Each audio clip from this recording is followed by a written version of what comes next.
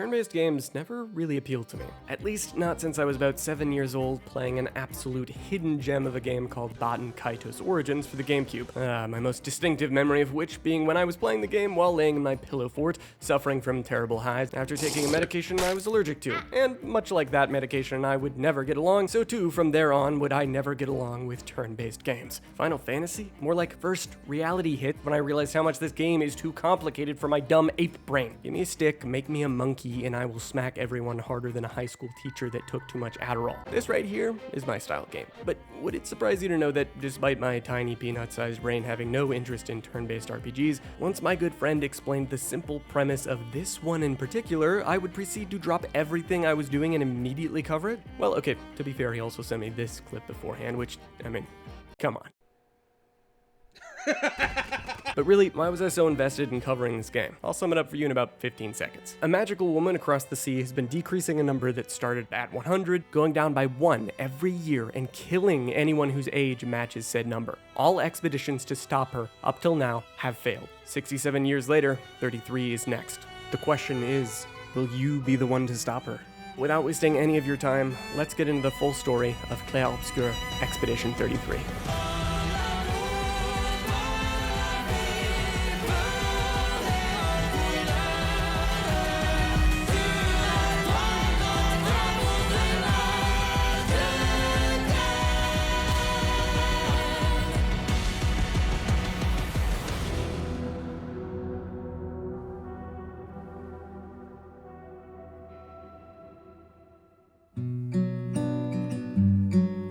We start our story here, overlooking a beautiful yet disheartening scene of our city, Lumiere. Tattered and broken from an event roughly 67 years ago known as the Fracture, it sent the now island city into the ocean and tore the continent apart, introducing new threats and dynamics into the world that we'll go over as we get to them.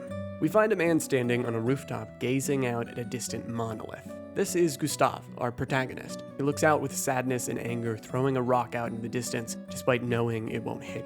He stares down a being we come to know as the Paintress, who, with that number above her head, paints death every year. A harrowing concept of literally just having a timer ticking down to your death, and unfortunately, today is the day she does just that. Today is an event known as the Gommage, or the Erasing, an event where the number hung above the Paintress lowers by 1, and anyone of that age withers and dies. While horrible and sad, the people of Lumiere have turned it into a final celebration of life, a festival for those who are passing, and in preparation for the expedition setting out the next day, the namesake Expedition 33. We're then joined by a young red-headed girl armed with a quick wit and a dark sense of humor. This is Maëlle, another of our protagonists. She joins Gustav on the roof and remarks about how he still needs to give his flower to Sophie before she goes. Today is the day of Sophie's Gommage. Gustav intends to give her a flower, but they've been apart for nearly 4 years, so he's nervous. Maëlle remarks that the sun is close to setting, and if he wants to speak to her, he needs to do it now, and he can't afford to waste time. So, with Maëlle giving him a slight pep talk, he decides to head down from the rooftops to go see Sophie. He finds her chatting with friends, wearing a necklace of red and white flowers, a sign that her final day has come. He pulls her aside, asking to talk, and gives her the rose he had picked for her. They stumble over each other's words, trying to talk and explain their feelings, clearly still holding feelings for each other, yet both knowing it's too late now to save anything. They wish it could have been different, and in a bittersweet moment, Gustav promises her that this time, they will stop the Paintress from stealing anyone else's future. She asks if he would walk her down to the harbor for the Gommage, and he accepts. They wind their way through the streets, the stalls of flower vendors, and swaths of people trying their best to give one good final day to those who are leaving. They meet a few friends and see a few performances until they find their way to the dock. Meeting Gustav's apprentices, Sophie actually had a surprise lined up for him. His Expedition 33 uniform, specially tailored so that he wouldn't need to roll up his sleeve when he uses his prosthesis. She explains that she wanted to see him wearing his uniform before she went, and so he puts it on for her, and they step down to the end of the dock. The sun is setting. Gustav and Sophie hold on to each other tight as their final seconds are up. They look out at the Paintress as she rises and erases the 34 on the monolith, painting the number 33 high on display. This is it. The moment has come. We watch as the people around them vanish into clouds of flower petals. They turn to each other with broken voices and tears running down their cheeks, as Gustav reassures Sophie that he's here with her, holding her tight and making sure she's not alone in her final moments. Heartbroken, sorrow, helplessness, all these emotions flash through his eyes But the last one we see is more important. A despairing fury, a silent vow that he will put an end to this. That this time we will take her down and end this cruel cycle. We then arrive at the Festival de l'Expédition, a celebration of the Expedition 33 setting out tomorrow, as well as a kind of group grieving of those who were snapped. We learn a bit about the world here. Most importantly, we learn about the two most important aspects of this world going forward, Chroma and Lumina. Chroma, being this world's magic, able to be etched onto machines and skin alike, and Lumina, essence from Nevrons we can absorb with Gustav's invention, the Lumina Converter. This thing is basically the in-lore explanation of how we can level up and equip passives. We also learn that we plan to follow in the footsteps of Expedition 0, starting with their landing point and leading all the way up to the monolith. We meet up with Maëlle again and learn that she's not only our apprentice, but also Gustav's adopted daughter/sister, since her parents gommaged when she was young. Finally, Gustav's sister arrives, Emma, a council member of the city and the one who is to give a rallying speech to the expeditioners. She tries in vain one last time to convince him not to go, but with his resolve firm, he refuses, and she says a final goodbye and takes her place at the podium to give her speech. We do not take for granted that you dedicate your final year of life to keeping hope alive for all of Lumière. When you battle the Paintress, know that Lumière fights with you. Now, I'm just going to give you a little warning here. If you end up watching through this video, there's a good chance you're going to be in tears by the end of it. So, good luck.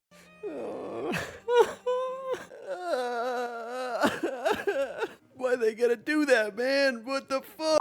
But without further ado, we begin Act 1. We hit the shores of the continent, a dark, foggy, and foreboding place. No one here knows what to expect, and everyone's on edge. The landscape is torn and jagged, littered with wreckage of past expeditions. We meet a man on this beach, and the first thing we notice is he's old. Like, really old. Now that goes against our basic understanding of the world. How did he survive the gommage? Why is he wearing an expedition uniform? Yeah, fuck this. Things are not looking good. This has basically become D-Day. Explosions are going off, people are dying, our comrades are getting yoinked out of thin air by things we can't even see, and Gustav comes face to face with some eldritch abomination that slaps him into a coma. Our man wakes up in a new place, somewhere much more safe than that beach, thankfully. Literally on his last point of health, surviving by the skin of his teeth, but surviving nonetheless. We then encounter our first enemy we can actually fight, a Nevron. That's what these things are called, by the way. They all have names for the specific type of enemy, but as a whole, they're called Nevrons. We fight a few times and eventually find our way into a bloodbath, where Gustav sits down in horror. The camera pans to see he's taken a seat by one of his friends we met at the festival.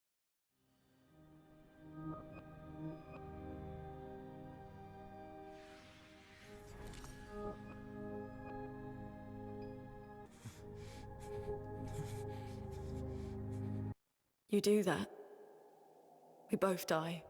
Thankfully, Lune shows up to stop us and gives us a reminder that we need to keep going. As the motto of the expeditioners states, When one falls, we continue. She's right, and on top of that, we need to find Maëlle.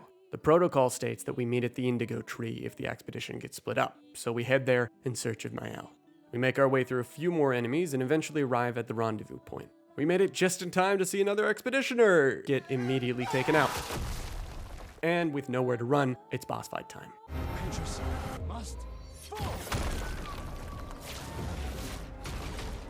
After the fight, we find a note saying that someone took Maëlle to the Weird Corals, and with no way to tell who wrote it, we aren't sure if it's a trap or not. However, we've got nothing else to do and nowhere to go, so time to go find out. We find ourselves in the Flying Waters, and despite the fact that we're in a life or death scenario, we remembered this is a whole new world with amazing things around us. It's beautiful here, honestly. Even this little guy over here has a balloon. Wait, is that a sea mine? Anyway, eventually we find the aforementioned hut with the door inside. It's strangely ornate and rather out of place. Going through leads us to this grand mansion called the Manor. After looking around for a moment, we come across an open door, and inside we find Maëlle.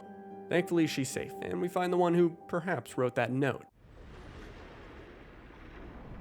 He's friendly, I think. Well, regardless, with Maëlle safe and sound, we can finally move on with the mission. We head outside and are greeted by a new friend, Noko, a being known as a Gestrel. They're these little paintbrush-like creatures known for two things, trading and fighting. He agrees to lead us to the Gestrel village, where we hope to find more help and guidance. Is that a Gestrel? Before we enter the Red Forest, we're stopped by a rose that reminds us of Sophie. We pick the rose and are immediately attacked by the second boss, Nevron.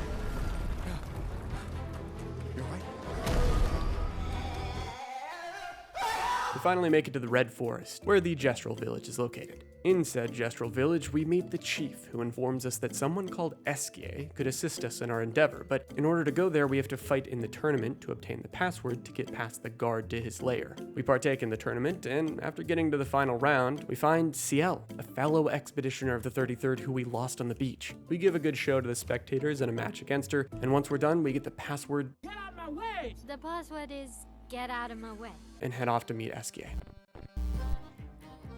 Hello, Mael. Hey. Hello? Okay. I don't really know what's going on there, but if you have enjoyed this video so far, and you'd like to see more just like it... Dude, what the fuck? Did you see that? Okay. Anyway, if you'd like to see more videos just like this, please check out my Patreon below. It really helps to support the channel when ad revenue is not always going to be there. Okay, I don't know what the fuck's going on, man. But anyway, Patreon, it's in the description. If you happen to like these story videos, we can actually make them so much faster with your support. Even just subscribing $1 a month is super appreciated. So, okay, what the fuck? Back to the video! We head back to camp before continuing the journey, and here, during a conversation between the group, Mael gets a weird feeling before being pulled into a grayscaled time distortion. Here she meets a masked woman with scars on her face and who's missing an eye, along with the old man from the beach. They argue a bit before telling Mael she needs to take her friends and go home. The old man says they should live out their final years in peace instead of fighting, and if they don't, they'll all be killed. After she comes out of the time stop, the others try and calm her down. They realize that they can't stop, so they need to get Eskier's help and finish the mission fast before the old man and the masked woman can find them. Golgra said to shout the password as loud as we can. Well, Gustav, you're the loudest. Get out of my way! Jeez, No, it's just it's the password. Rico Femicola, Gorgranda Baribombino, Passwordito, Urapito Sava. Look, I am very sorry. That's the password, and Come on, it's a Gestrel. He'll have forgotten in about a minute. Anyway, we meet this lovable giant, Eskier. He's a favorite of ours. Bonjour, mes amis. Mr. Marshmallow agrees to help us if we can assist him in finding his rock friends, the first of which we must take from a fierce, mighty foe. Who dares enter my lair? Is that... Are you Francois? He's just a talking rock. I am not a rock. After a quick beatdown, he hands over the rock. In order to progress further, though, we need to obtain another one of Eskier's friends. Thankfully, he knows where it is. The Stone Wave Cliffs. So we head there next. Before we head into the cliffs, we stop and have a rest at camp, during which Mael has a nightmare. Visions of past or future yet to come, we aren't sure. While she's asleep, the masked woman and the old man visit Mael once again. They speak cryptically of us, calling us those who cannot see and those who don't understand, those who know not that they are not. Thanks, I guess. Anyway, onto the Stone Wave Cliffs in search of a rock. Yep, just a rock. We fight our way through some of the creepiest enemy types we've seen so far, and once we get near the end, are guided by a series of lamps, which lead to the Lamp Master. This dude is weird. He's got more arms than anyone really needs unless they're like a max level gooner, let alone his weird ass set of weapons, including a glowing sword and a street lamp. Weird, but alright man, whatever. Let's do this. After fighting our way through what was the toughest and honestly coolest boss fight so far, we finally have a rock for Eskier. And with it, we can traverse the sea and gain even more ground on the Paintress. With a new, hopeful outlook with everything we've accomplished so far, Gustav finds another small pebble to toss at the Paintress from afar. She's not going to be safe from us for much longer. Eventually, we will get there and we will take her down.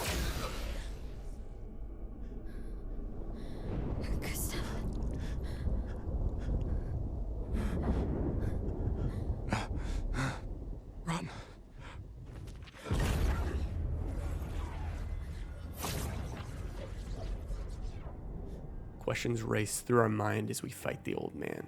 Why are you attacking us? Aren't we on the same side? Who are you? Who is the masked woman you are with? And possibly the most important one right now, Gustav isn't gonna die, is he? Hours spent with him and the team all crashing down as he fights once again on his final bit of help. But it's useless. There's nothing we can do to change this. Gustav tries to buy time for Maëlle to escape, but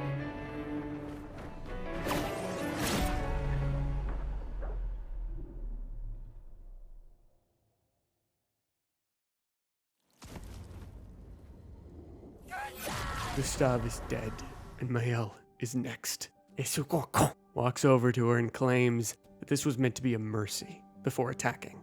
However, this attack doesn't do what he expects. We're sent into this colorless void where we hear a conversation between a man and a woman. We don't know who they are or who they're talking about, but eventually Maëlle snaps back into her body. The old man apologizes, but says he tried to warn us before raising his weapon, and some guy in a tattered expedition uniform saves Maëlle. He and the old man definitely know each other very well, however. They talk about family and choices made, as the stranger tells Maëlle to leave and that he'll handle this. It's okay. I'll handle things here. Get back to your friends. So she leaves with Esquier and the others to head back to camp.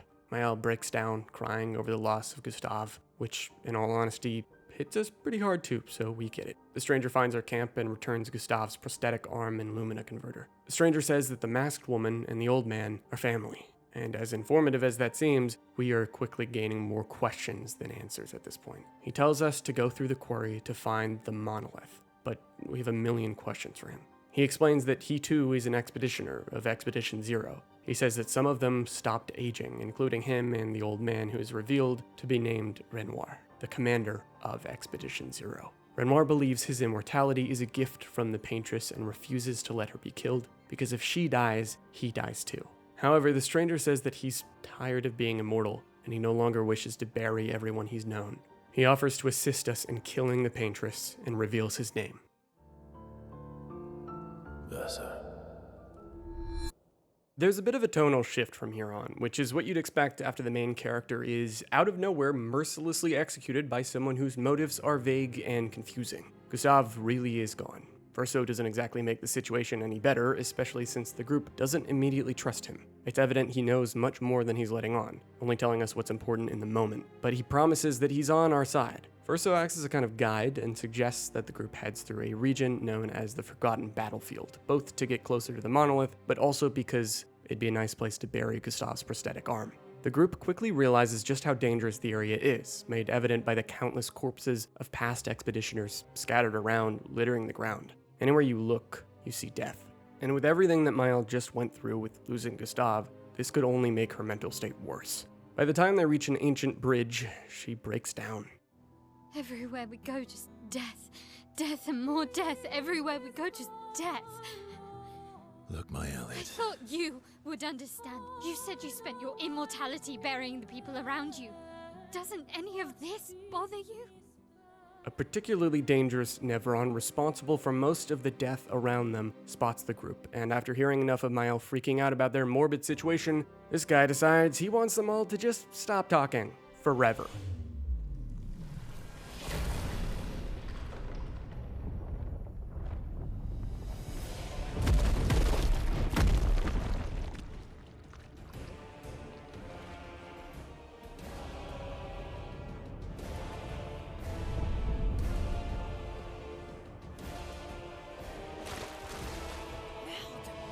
Maëlle is forced to make a decision, shut down and die, or shut up and fight.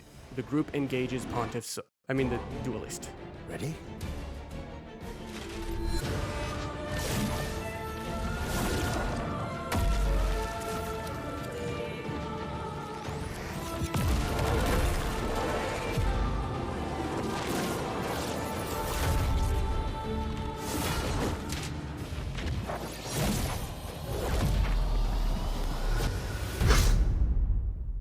This did not need to be so goddamn epic, but I'm not gonna complain. After the group escapes the hole they fell into, they find a nice spot and bury Gustav. Couldn't wait for me, could you? I wish we could. Rest easy, Gustav. I'll finish what you started. I'll save them, Gustav. Emma, your apprentices, everyone.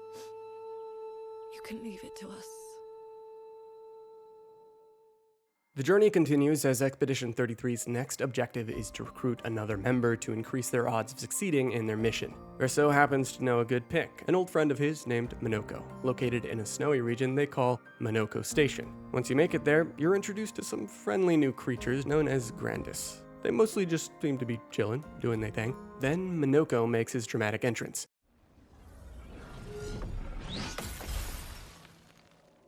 Slow as ever.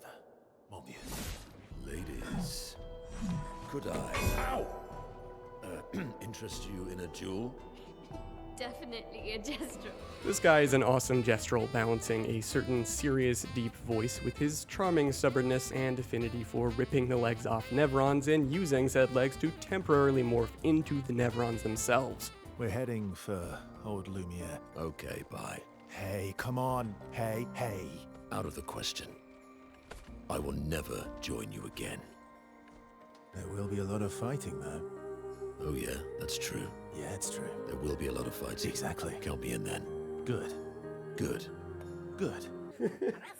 They're like talking like they're in a Discord group chat. Good. With a new member recruited, you make the journey to Old Lumiere, where Verso claims the heart of the Paintress can be found, which would be their method of breaking past the barrier and entering the monolith to finally reach her. When you arrive, the sheer state of the ruined city is an ever-pressing reminder of how lucky the fragmented Lumiere lost at sea probably was, since being separated by so much water meant that Nevrons couldn't reach them. Old Lumiere, on the other hand, is no more than a dark, long-destroyed battlefield by this point. After getting split up from a poorly handled pathway clearance by Minoko, the group tries to reform, wandering the ruins until Mael, losing sight of Verso, stumbles up to a mysterious manor.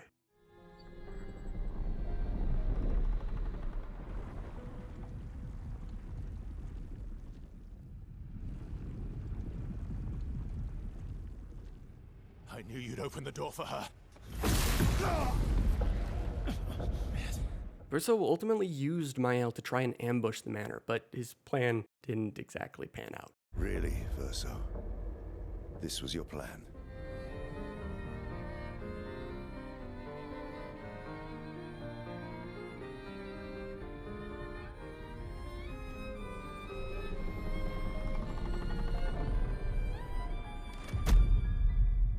How many times must you hurt our family? So move. I'm gonna fucking kill him. You haven't told her the truth. Have you, son? Sorry we're late. Were you planning on sharing that this man, the man who murdered our team, is your father? Can we talk about this later? I'd really like for you all to survive this. Benoit appears for round 2 before the others join and a fight begins. As much as you may try and take him down, Benoit sends a huge blast of energy.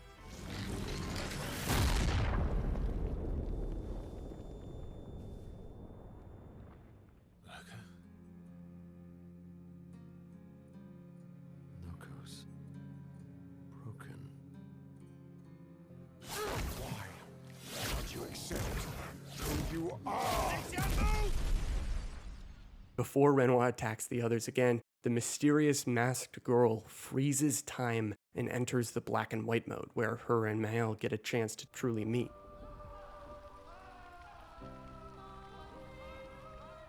Then she leaves, taking the manor and Renoir with her.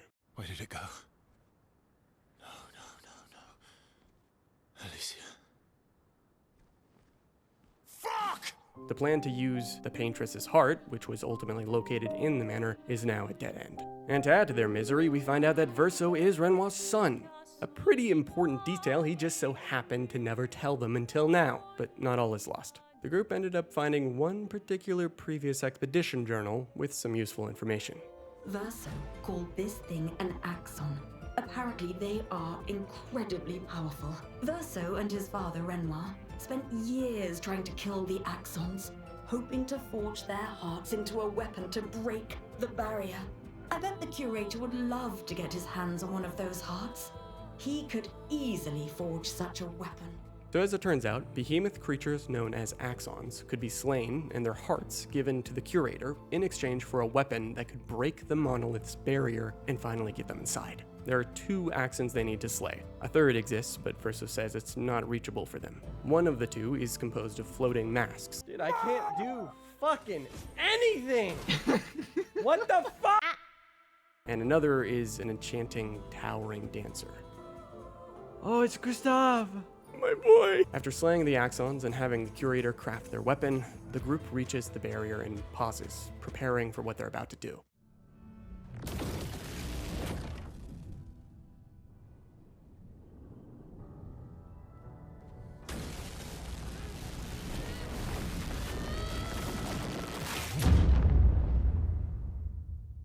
Once you reach the paintress, it looks like this is it, but, well, needless to say, you can't do anything to her. Then, when all hope seems lost, the paintress reveals herself.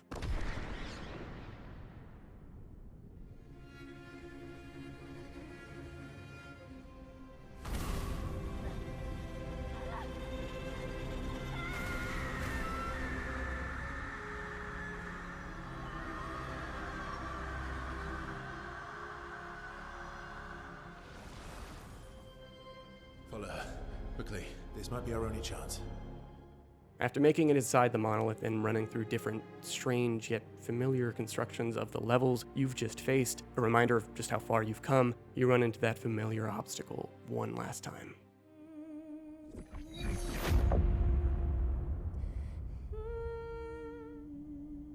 Is that you? We're taking her down. She's not the only one who grieves. I refuse to lose my son. That son was a stranger. But you're not. You're not. So you leave us no choice. Tell me, how are you different from her in doing this? I'm tired. So trust me. We are your family. Family is complicated.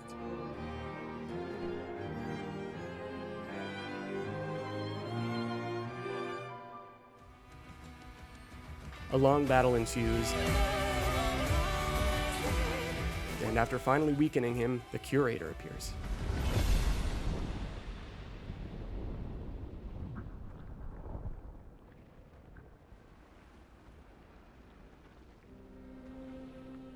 At long last, we meet. This is all you have left of your son. Destroying it won't bring your wife back. It will only destroy the last tie you have to each other.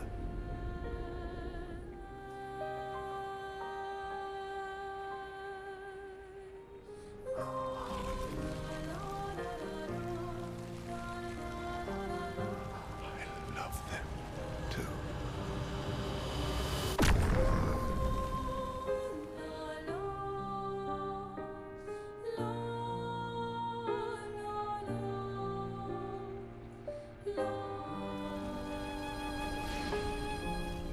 we did it, Gustav? If you're confused, don't worry, it's all gonna make sense soon enough. After Renoir is defeated, the group makes the climb up to the top of the monolith, where they find the paintress herself. You've come back. But the fire. Are you really here? The woman seems confused, delirious even. Oh, is he playing tricks again? Alicia. Alicia. Your face. My face? What about my face? Are you going to burn it again? Alicia's your daughter. And I'll remind remind you of her. This is another trick. She's not Alicia. You are not my Verso. No. Verso's dead. You will not take this canvas from me.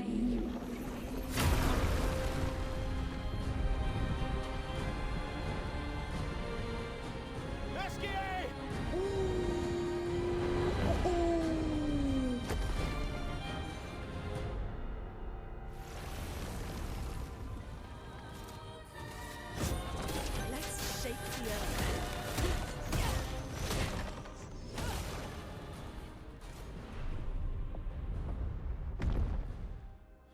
No. We're not done yet. When she realizes her mistake, the paintress stops fighting.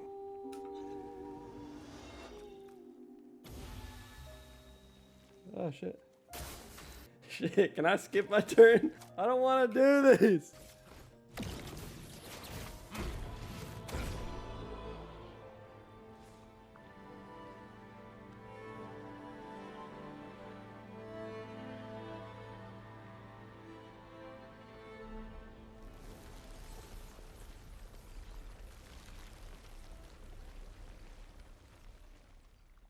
And with that, it's finally over.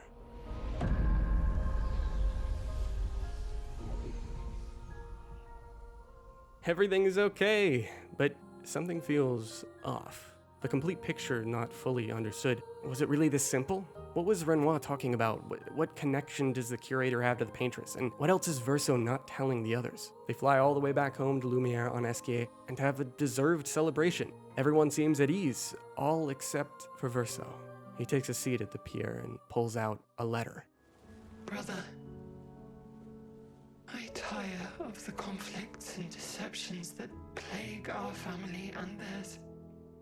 So, I entrust you with this letter. Whether you give it to her is up to you.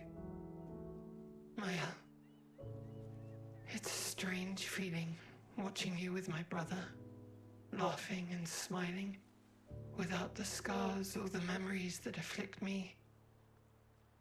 Alicia, as she was meant to be, not this painted version that I am. My family, a facsimile of yours, and this world, a mirror, painted by your mother, the paintress, to stave off her grief. Seeing your expedition through would plunge us all into the abyss. For in ridding the world of the paintress, you'd lose the sole force standing against the one who would erase us, the one who invokes the flowers of the Gommage. An act of love. Your father. On her monolith, she paints a warning for us all, of the few she can save as her power wanes. Your mother paints life, whilst your father, death. What will you paint?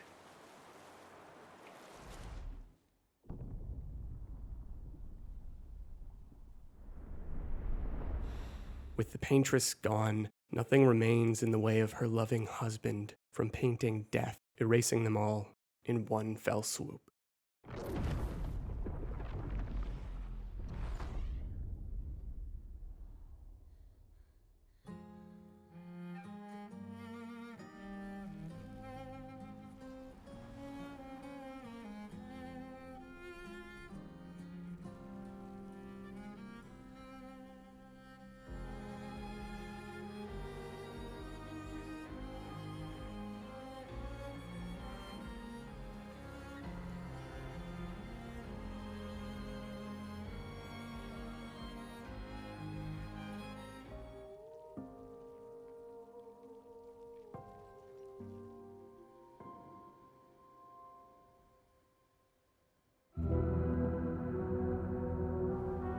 After seeing Mael get gommaged right after everyone around her experienced the same fate, you're probably left wondering, what just happened?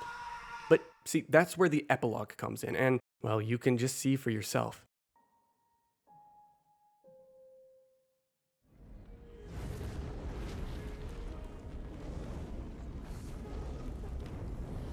You're okay.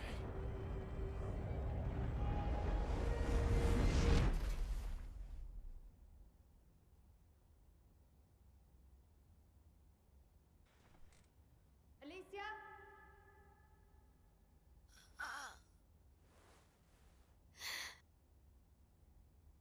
Good, you're awake. Come downstairs. As you wander around the manor, now playing as a rather familiar girl, you wander into the room you're being called to. But before we step into this room, let's pause for a second. The game pretty much is about to rip the band-aid off, just momentarily, letting the whole cat out of the bag anyway, that this is in fact the first real environment containing the first real people in the game canon that you've seen so far. We might as well start from the very beginning to clear up the context of what is truly happening, what this game is really all about, and it's probably not at all what you expected. We know little about the real world of Clair Obscur Expedition 33, but it appears to be set in an alternate reality, fantasy version of the 19th century, this region in particular inspired by La Belle Époque.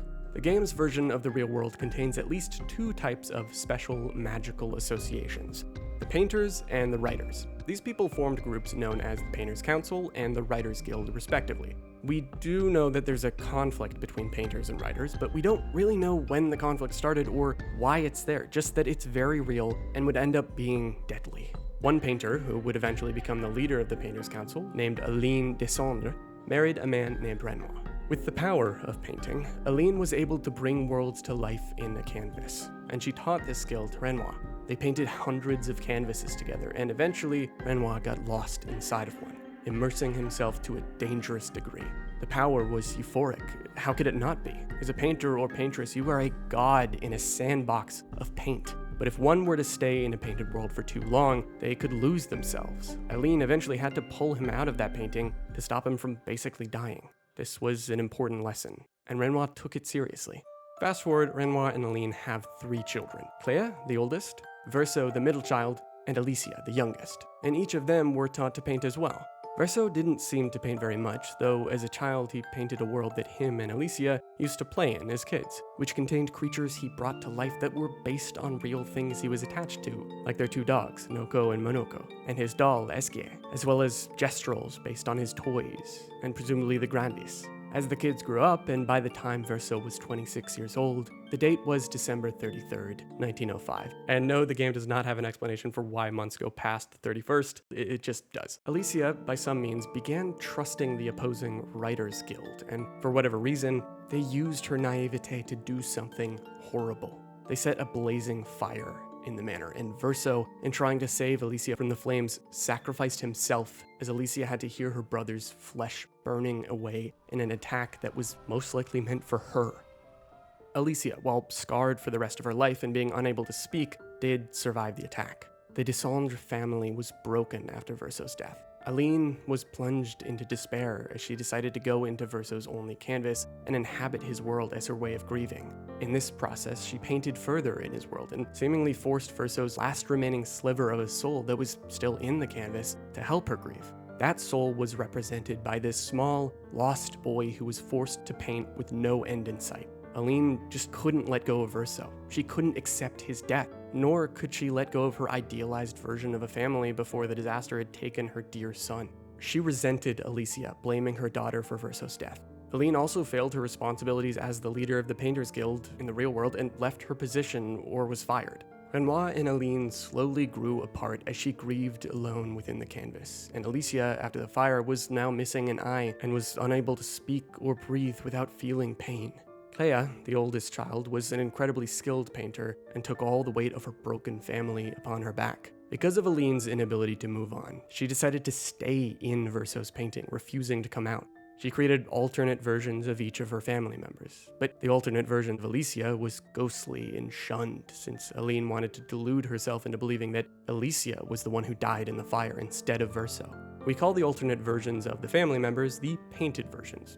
In creating them, she made them all immortal, unable to age, so that that perfect vision of a family could never change. As Aline and the sliver of Verso's soul had continued painting the world, fleshing it out, they painted a lot of other people into existence too.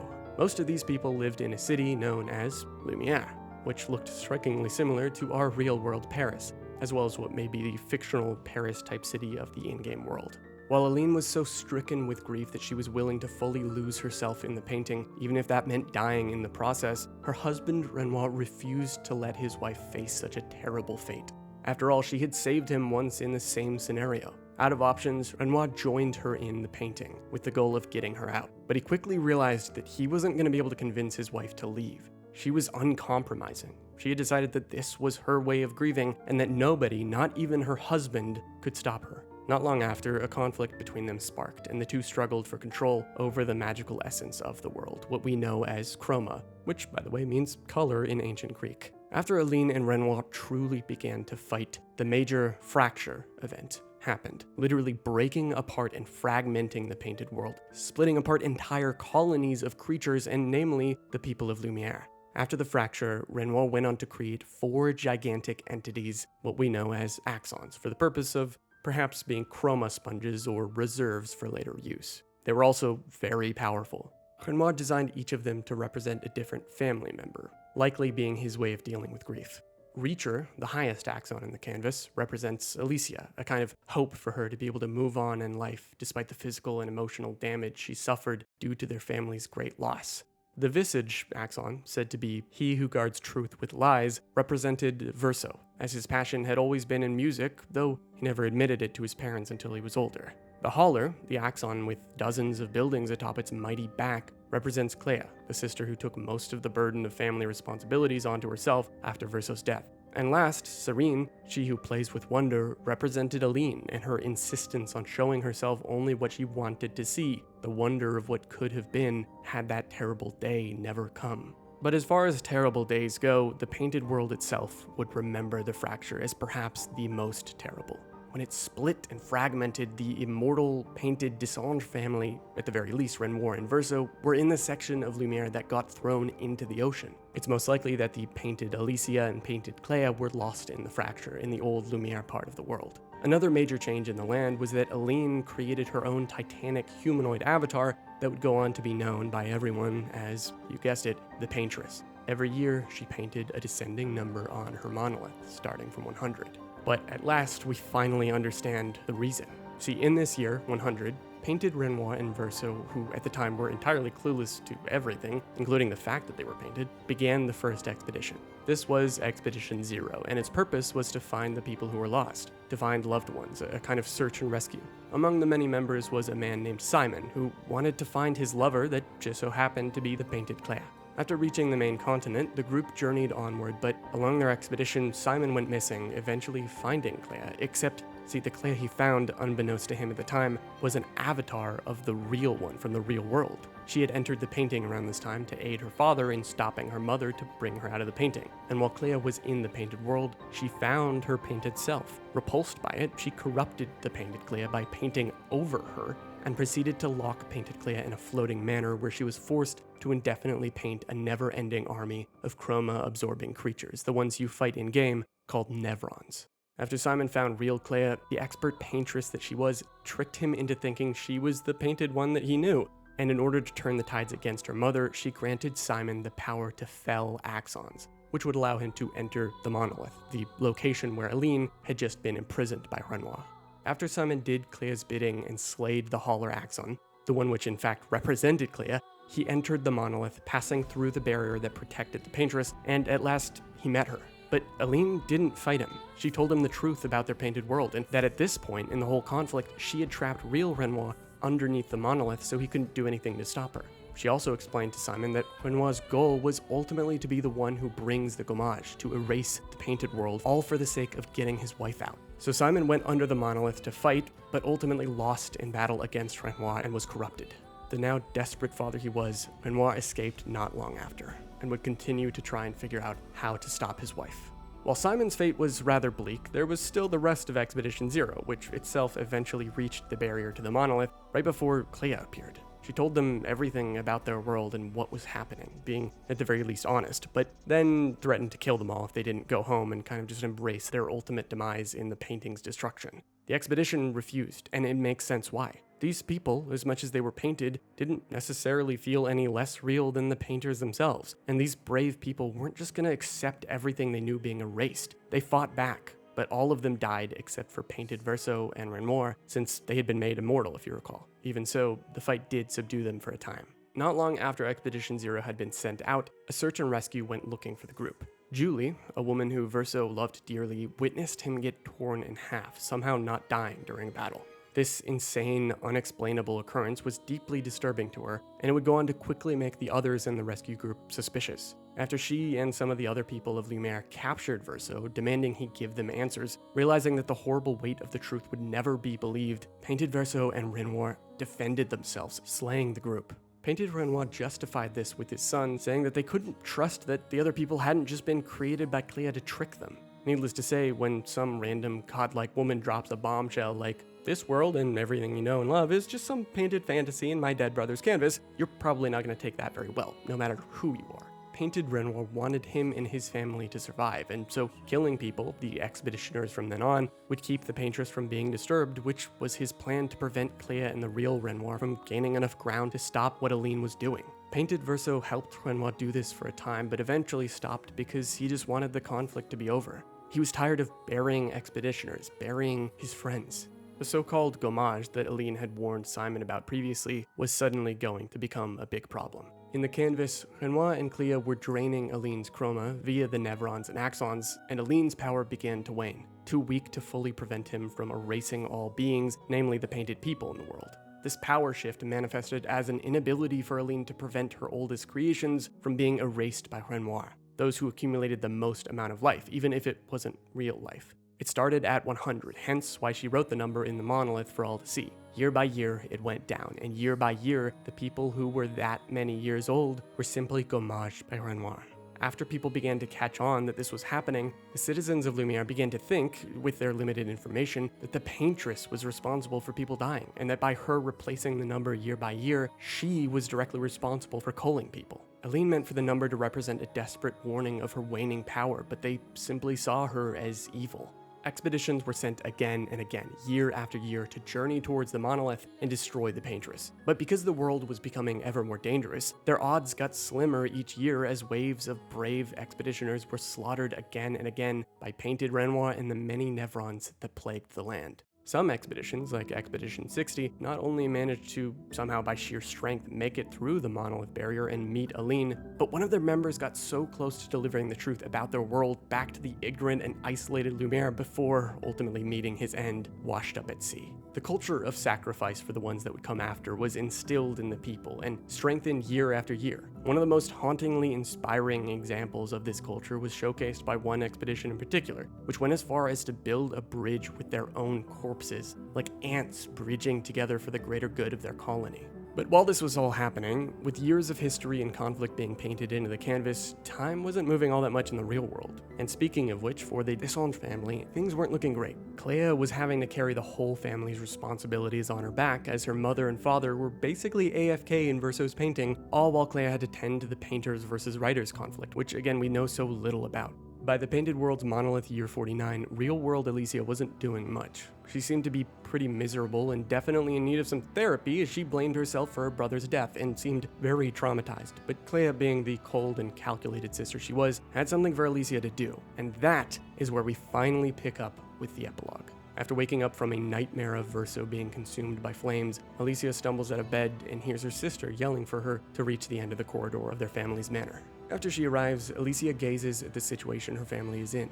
Her parents are motionless, both immersed in the canvas, fighting in timescales upon which are unknown. Clair's casual demeanor implies that the Painted World's past 51 years since the fracture had happened had gone by in perhaps only days or weeks in the real world. Nonetheless, Clair tells her sister to do something useful and help get their mother out by entering the canvas and assisting Renoir. Alicia agrees, and the two girls hide the painting in a dark, unknown location as a contingency for if their mother, after getting ejected from the painting, tried to get back in. From there, Alicia enters the painting, but panics. See? Wasn't so hard. Wait, that's Aline's chroma. Stay calm. Don't let it take control of you. Calm, Alicia, or it'll paint over you. What an auspicious start. Well, you're about to be reborn in this world as one of Aline's creations. Have fun. At least this will keep you out of trouble until I get back. For whatever reason, if you were to panic when entering the painting, you'd get painted over by Aline's chroma, which would cause you to be reborn as a random new child in the world, instead of simply being a painted avatar of your choosing. And so, due to a simple mistake, Alicia had her memories wiped, at least while in the painted world, and she experienced a reincarnation of sorts, being born again. But this time, to painted parents, in Monolith Year 49. These new parents named her Mael, and it's at this point that you're probably connecting the dots. Hopping into Verso's painted world basically right after Alicia, but namely without panicking, Clair found the rather nomadic Verso, telling him to watch over the reborn Alicia just to keep her safe, as she was going to have a hard time doing what Clair asked her to do as a mind-wiped, paint-born girl. Understanding the situation, Verso agreed to keep an eye on her, visiting Lumiere every so often. At a young age, Mael's parents were gommaged, and she became an orphan, growing up with many different families, many of which were gommaged all the same, as the oldest people that could exist was an ever-lowering age. But eventually, a kind man changed that orphan's life. A man which invented incredible things for expeditioners, a man who wanted so badly to save his people, a man who would do anything for those he loved. For Mael, Gustave loved her perhaps more than any of her parents could. And by the time Mael turned 16, Expedition 33 would be the one to change everything.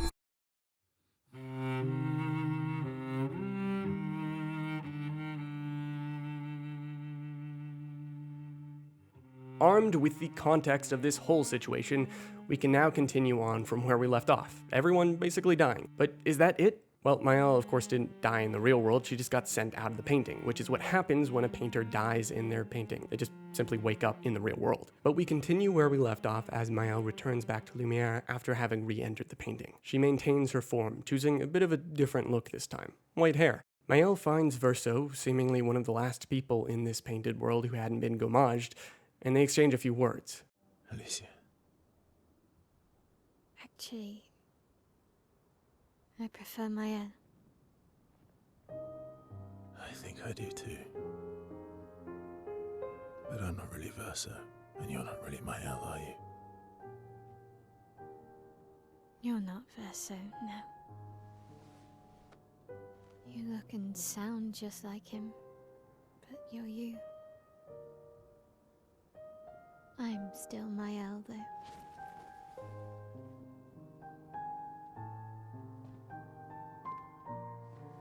Maman did a terrible thing, painting you into Verso's canvas, giving you his memories, pretending the fire only took me.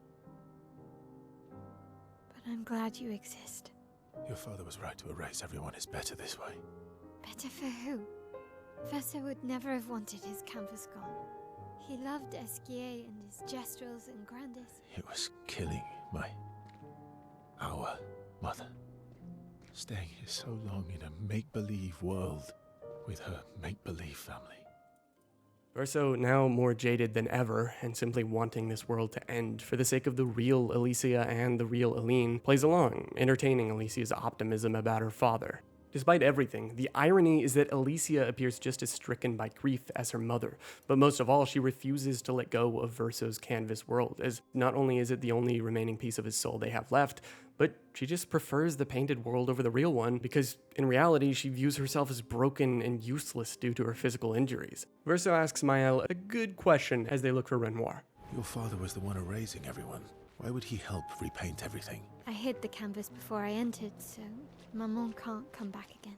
Mael seems to believe that just because she and Clair hid the canvas, Renoir would be fine with letting it stick around. But we quickly learn that this desperate father would not be willing to take any more chances. Papa. Alicia. Some of Eline's finest work. I regret that it caused you so much pain. I know it seems absurd to offer oblivion as recompense, but perhaps that's the outcome we both desire. What? Once we erase the canvas, we won't have to worry anymore. No, Papa. See, I hid the canvas. She will always find it. This is our only opportunity. While she's too sick from her prolonged descent into the canvas to return, I am not letting my daughter risk her life. I'm not going to lose myself if I stay. And I am not doing this again! The conflict between Alicia and her father escalates, and she calls for Eskia to help her escape with Verso, after which they make it safely back to their camp. Then she desperately begins to paint.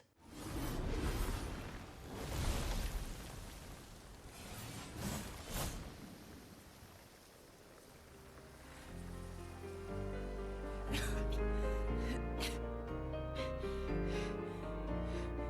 did we got marched? After Maël explains the situation to Lune and Ciel, as you'd expect, Lune doesn't take it too well. But Ciel asks a good question. You can bring them back too. Yeah? Everyone we've lost. With so much at stake, as Verso talks to different members of the party, it becomes somewhat clearer what the situation has evolved into. Alicia has more or less taken the role of her mother, refusing to let Verso's canvas go, now with the goal of bringing everyone back and forcing her father out so that she can stay in the canvas world forever. On the other hand, Verso is conflicted. He cares about his friends, but he also cares about the real Descent family and understands Renoir's concern for his daughter, especially after everything he just went through trying to get his wife out. The literal decades he experienced within the canvas just to save her from certain death. But regardless of these different perspectives, Alicia calls the shots from here on, and the team begins their final expedition, gathering the last chroma from fallen expeditioners to rebirth them into an army in the final battle of the canvas.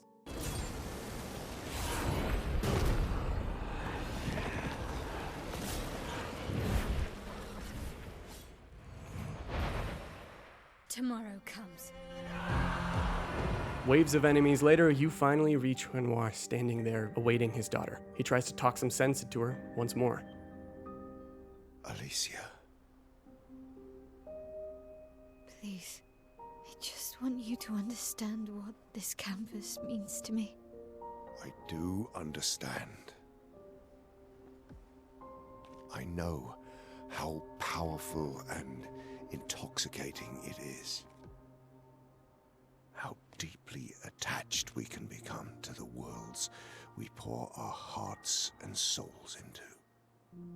I was enthralled, and it nearly killed me. It doesn't mean you have to erase Verso's canvas. Child, do you think I want to? After all the sorrows we've endured, do you really think that I want to destroy this last piece of his soul? You treat me as if I'm still 5. I treat you as if the shadow from the worst day of our lives is going to suffocate you and take you from us too!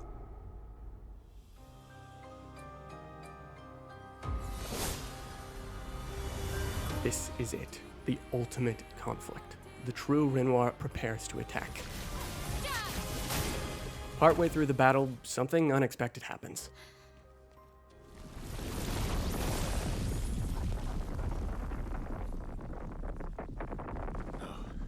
She can't.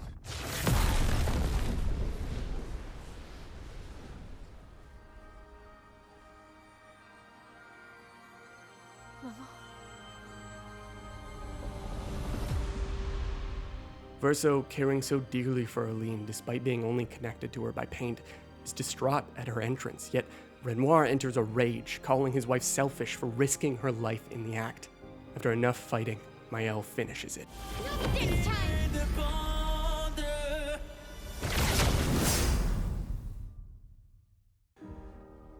Your mother was the one who saved me when I lost myself in a canvas. She taught me how to safely use our gift. How to soar without flying too close to the sun. We painted hundreds of canvas worlds, pushing the very boundaries of creation. And she never let me forget that every day we spent here has a price.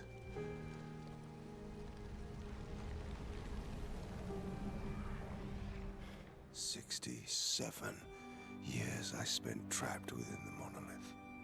Do you know why I cannot leave her or you behind?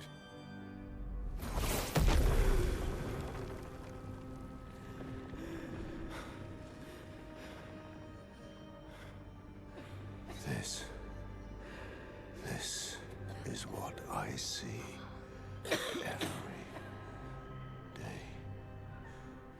Since the fire, our family has crumbled.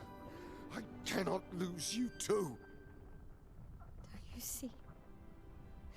That's how I feel about them. Just a little longer. I want to trust you, but You can.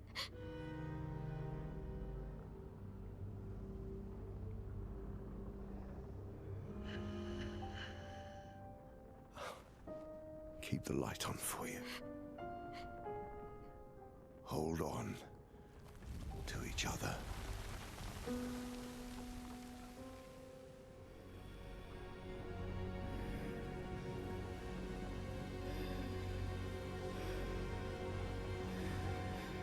Verso. I'm sorry.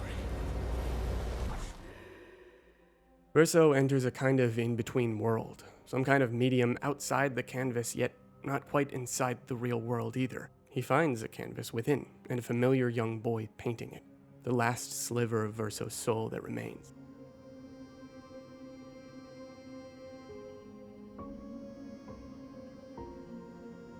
You're tired of painting, aren't you? I'm tired too.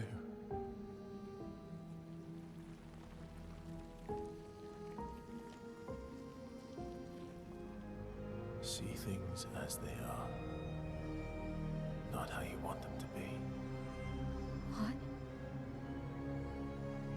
You lied to your father. No. You saw it too. You're going to die here. Why don't you just leave? You can always come back. The moment I leave, Papa will erase this canvas.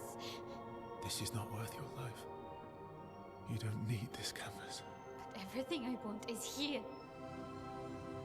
It's time to stop painting.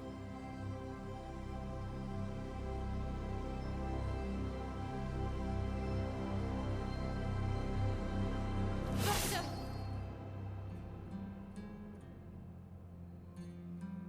Papa also said, hold on to each other. You're left with a choice as the player. Side with Mael by fighting as her, or side with Verso, fighting as him. As Mael, all of Verso's efforts and desperation to end his family's suffering would be for naught, as his dear sister makes her choice. Listen to me. Only you can do this. You can do this, please. Unpaint me. Unpaint me. Verso. Please. I don't want this life. Stop saying that. I don't want this life.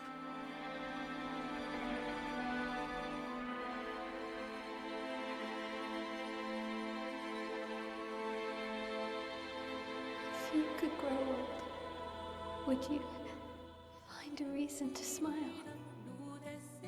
Mael's ending has her staying in the canvas for the rest of eternity, giving Verso the ability to grow old at last, likely taking away his immortality.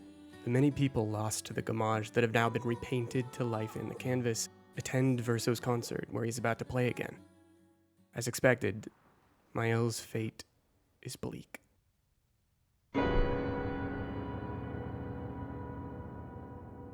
Choosing Verso's desired ending, he overpowers Mael and lets the canvas world disappear for good, along with everyone created inside it. Don't do this. Don't leave me again. It's gonna be okay. It's gonna be okay, huh? You've got this incredible power to paint.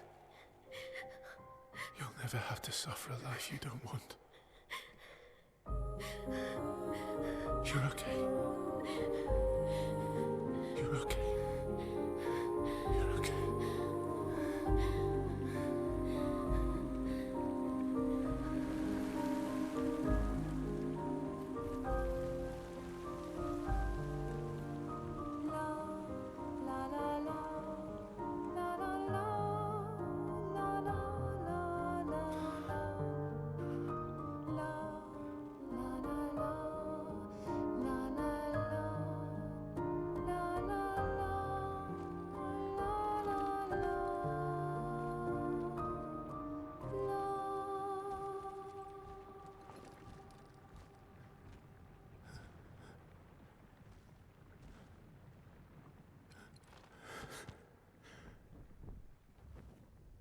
I will miss you guys.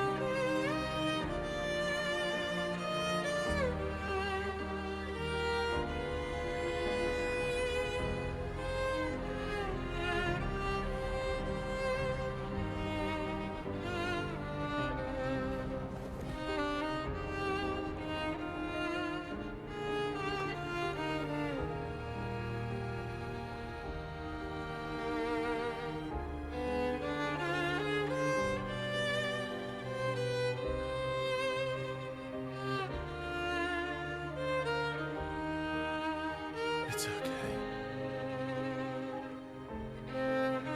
It's over.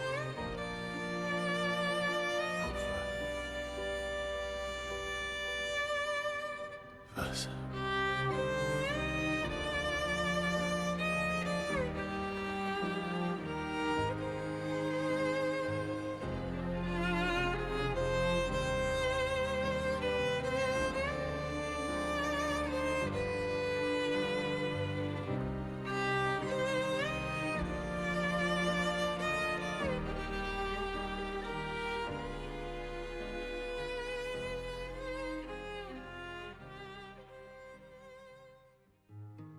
After the canvas's demise, we see Verso's true funeral in the real world, as he's finally laid to rest, his family having fully accepted his death at last.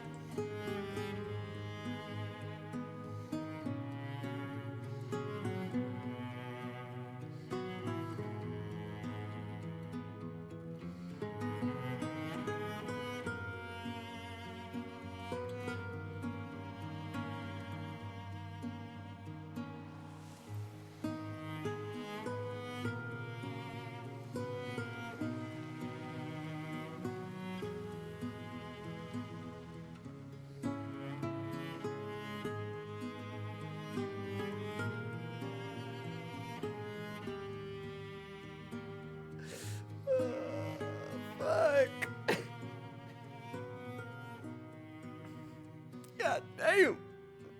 God damn.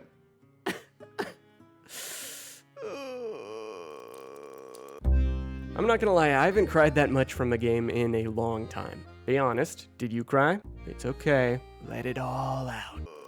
But seriously, to say that Expedition 33 exceeded my expectations would be an understatement. I hope that this video did the game's story justice for those of you watching who may never play the game. Or maybe you just beat it and you want someone to share your enthusiasm with, and probably your tears too. But in any case, thanks for watching.